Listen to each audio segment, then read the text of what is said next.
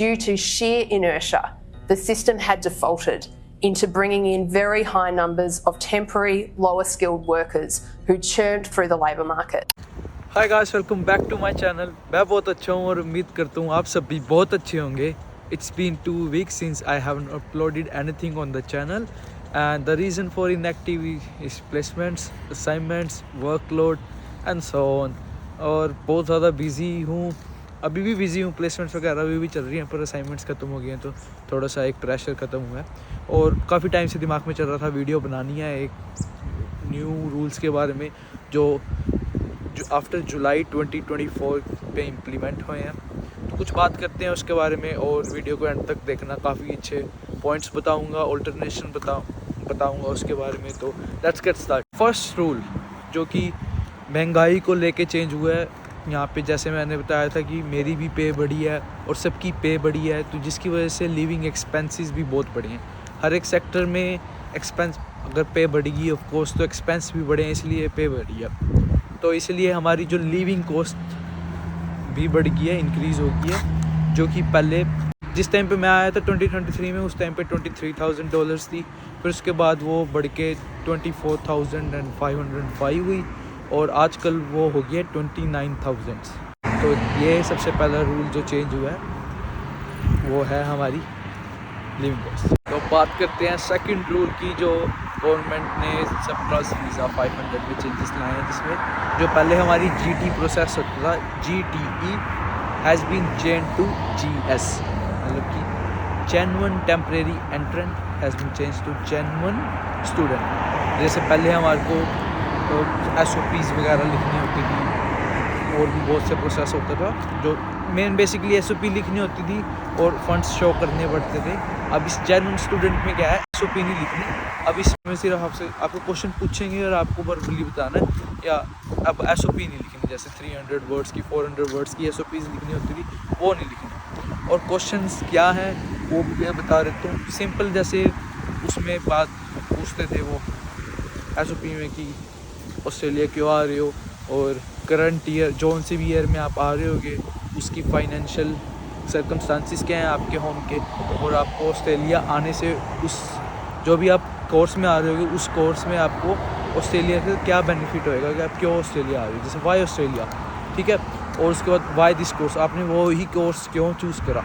और उसके बाद जो सबसे मेन क्वेश्चन है कि उसका जब आप वापस इंडिया जाओगे, क्योंकि उनको तो दिखाना है आपने इंडिया जाना है, तो वापस जब इंडिया जाओगे उस कोर्स की, उस पढ़ाई की, ऑस्ट्रेलिया से पढ़ाई की गई का इंडिया में क्या बेनिफिट है, और इसके बेस पे आप जज करे जाओगे।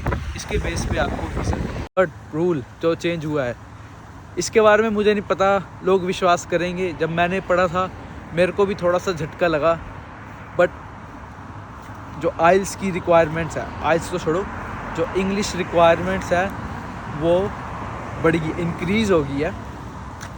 लोग सोच रहे होंगे कि भाई पहले ही 6 बैंड लाने होते थे, इससे ज़्यादा क्या ही होगी। तो नहीं भाई, पहले वीज़ा के लिए जो रिक्वायरमेंट थी, band requirement which was 5.5 bands, है ना। अनरियलिस्टिकली लग रहा है ना, क्योंकि सारे एजेंट तो कहते थे 6, पर हाँ भाई वो 5.5 थी पहले, पर अब वो 6 हो गई है। 2024 से वो 6 बैंड की रिक्वायरमेंट करती है ईच मॉड्यूल में। लैंग्वेज रिक्वायरमेंट में ही एक और रूल ऐड करा है ऑस्ट्रेलिया गवर्नमेंट ने, टोफल टेस्ट, वो भी कोई परस्यू कर सकता है अब। जैसे पहले आइल्स और PT होता था, पर अब टोफल भी दे सकता है। जिसने भी मई 2024 के बाद टोफल करा है वो अप्लाई कर सकता है टोफल के थ्रू। वो यूनिवर्सिटीज़ में भी वो क्या कहते हैं माना जाता है, उसकी मान्यता यूनिवर्सिटीज़ में भी है और वीज़ा के लिए भी वो माना जाएगा। और ऑस्ट्रेलिया में हर एक यूनिवर्सिटी टोफल को फॉलो करेगी। बहुत बड़ी चीज़ है जो आफ्टर 1 जुलाई 2024 के बाद चेंज हुई है, स्टे, वर्क वीज़ा का स्टे कितना रहेगा। अब अप टू 5 ईयर्स टोटल, जो इंटरनेशनल बैचलर स्टूडेंट्स के लिए सिर्फ अप टू 5 ईयर्स है। जो कि जिस टाइम पे मैं आया था उस टाइम पे जैसे कि मेरे को 3 ईयर्स की तो डिग्री का स्टडी वाला वीज़ा था, उसके बाद मेरे पास 4 ईयर्स का वर्क वीज़ा है, जिस कंडीशंस में मैं आया था उस टाइम पे, कोविड के टाइम पे। बट उस टाइम पे सरकार का कहना है कि बहुत से लोग आए थे, बहुत से नंबर ऑफ़ माइग्रेंट्स आए हैं, और लोग तो आ रहे हैं पर उनकी पूरी जो स्किल्ड शॉर्टेज अभी भी है, जहाँ पे उनको काम चाहिए, कॉम्पिटेंट बंदे चाहिए, वो अभी भी नहीं है। तो जिसकी वजह से उन्होंने वापस से सिर्फ गवर्नमेंट ने 2 साल का स्टे दिया है आफ्टर डिग्री।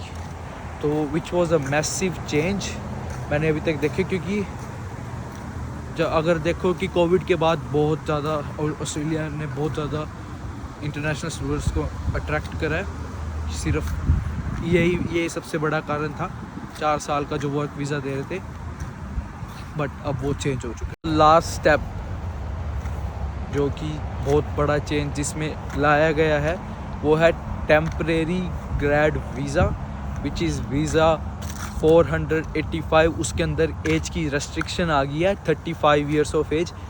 पहले एज कोई एज लिमिट नहीं थी, जैसे लोग क्या करते थे, एक कोर्स में आए, फिर दूसरे कोर्स में गए, फिर तीसरे कोर्स में गए, जैसे हर बारी कोर्स PR लिस्ट में नहीं आते थे, तो ऐसे करते रहते थे, काम पे लगे रहते थे, उनका कोई अता पता नहीं होता था। और लगा लो कि बहुत से लोग ऐसे होते थे कि कॉन्ट्रैक्ट एज अ लेबर ही रह जाते थे, पढ़ने आते थे पर एज अ लेबरर रह जाते थे, किसी के साथ कॉन्ट्रैक्ट कर लिया, है ना, फंस गए वही काम पे। तो ये सब चीज़ें अवॉइड करने के लिए और मार्केट में यंगर जिन्होंने बस अपनी स्टडीज़ ख़त्म करी हैं, उसके बाद कॉम्पिटेंट बंदे और अकॉर्डिंग टू स्किल्स वो अब बंदे रखना चाहते हैं, स्टूडेंट्स रखना चाहते हैं कि अगर मैं जैसे नर्सिंग कर रहा हूँ, जैसे नर्सिंग में शॉर्टेज है तो वो नर्सिंग के बंदे हायर करेंगे, नर्सिंग को उसको हायर करेंगे। और ऐसे ही जिसमें जिस चीज़ की डिमांड है, जिस चीज़ की शॉर्टेज है, वो सिर्फ वही बंदे रखना चाहते हैं। तो इसकी वजह से उन्होंने एज की रेस्ट्रिक्शन लगा दिया 35 ईयर्स ऑफ एज। चलो, अगर वीडियो के एंड पार्ट तक आ गए हो तो एक छोटा सा गिफ्ट है, एक अच्छी न्यूज़ है कि जैसे मैंने बताया कि स्टे कम हो गया है, 2 साल का स्टे हो गया, जो कि यहाँ पे रूल है कि अगर एक बार आपने स्टडी ख़त्म कर ली और उसके बाद अगर आपने एक बार वर्क वीज़ा पे आ गए तो आप वापस से स्टूडेंट वीज़ा पे नहीं जा सकते, या तो घर जाओ या PR मिल गई तो अच्छी बात है, ठीक है।